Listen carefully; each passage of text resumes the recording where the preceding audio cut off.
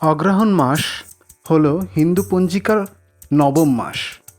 সূর্য যখন বৃশ্চিক রাশিতে প্রবেশ করে তখনই শুরু হয় অগ্রহায়ণ মাস। মাসটির নক্ষত্র হল মৃগশিরা, তাই এই মাসটিকে মার্গশীর্ষ মাস বলেও ডাকা হয়। বৈদিক যুগে এই মাস থেকেই মাসের গণনা শুরু হতো, তাই এই মাসের নাম অগ্রহায়ণ অর্থাৎ অগ্র মানে প্রথম, যুক্ত হায়ন অর্থাৎ মাস। তাই অগ্রহায়ণ মাস হল ঈশ্বরের সাথে প্রত্যক্ষভাবে জড়িত।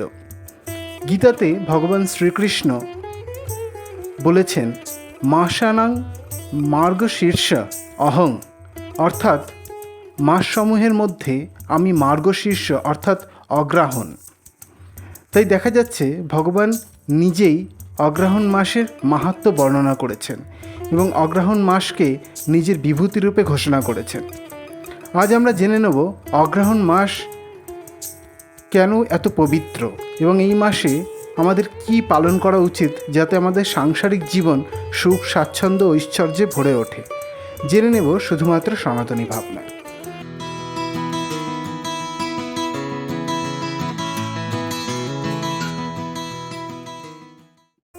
অগ্রহায়ণ মাসে পালিত হয় বৈকুণ্ঠ বা মোক্ষদা একাদশী, যা অতি পবিত্র একটি দিন। যে একাদশী পালনে মোক্ষ পর্যন্ত লাভ হয়ে থাকে। ভৈরব অষ্টমী এই মাসেরই কৃষ্ণপক্ষের অষ্টমী তিথিতে পালিত হয়, যেদিন ভগবান মহাদেব স্বয়ং কাল ভৈরব রূপে আবির্ভূত হয়েছিলেন।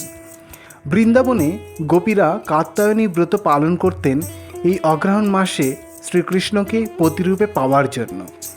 এই মাসে বাংলায় পালিত হয় নবান্ন উৎসব। নতুন ধান কাটার পর তা লক্ষ্মী রূপে পুজো করা হয়। তাই এই অগ্রহায়ণ মাস হল মা লক্ষ্মীর পুজোর মাস। এই মাসে প্রতি রবিবার ইতু পুজো বাংলার ঘরে ঘরে পালিত হয়, যা মা লক্ষ্মীরই পুজো। এই মাসে প্রতি বৃহস্পতিবার বা শুক্রবার অর্থাৎ লক্ষ্মীবারে বাড়িতে লক্ষ্মী পুজো করলে গৃহস্থ বাড়ির সার্বিক মঙ্গল হয়ে থাকে। এই মাসে তুলসী দেবীর সেবা করুন। প্রতিদিন বিকেলে তুলসী তলায় একটি ঘৃতপ্রদীপ নিবেদন করে তুলসী দেবীকে পরিক্রমা করুন। এই মাসে অন্নের অপচয় একেবারেই করবেন না।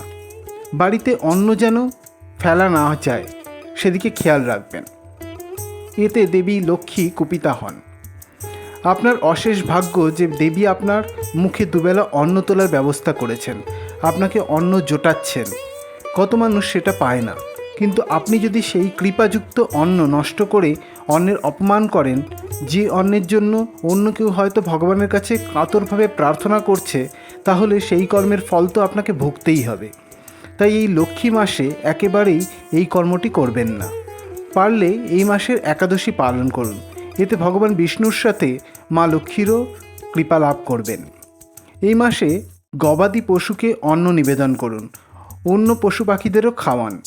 ভৈরব অষ্টমীর দিন কুকুরদের খাওয়ানো খুবই মঙ্গলজনক মনে করা হয়ে থাকে। তারাও প্রকৃতির জীব, প্রকৃতিতে উদ্ভূত খাদ্যের ওপর তাদেরও ততটাই অধিকার আছে যতটা আমার আপনার। এতে ভগবান প্রসন্ন হন ও গ্রহদশা নাশ হয়। দুস্থ মানুষ বা গরিব ব্রাহ্মণকে ভোজ্যি দান করুন। যদি সম্ভব হয় রোজ সকাল সকাল ঘুম থেকে উঠে কোনো পবিত্র নদীতে স্নান করুন।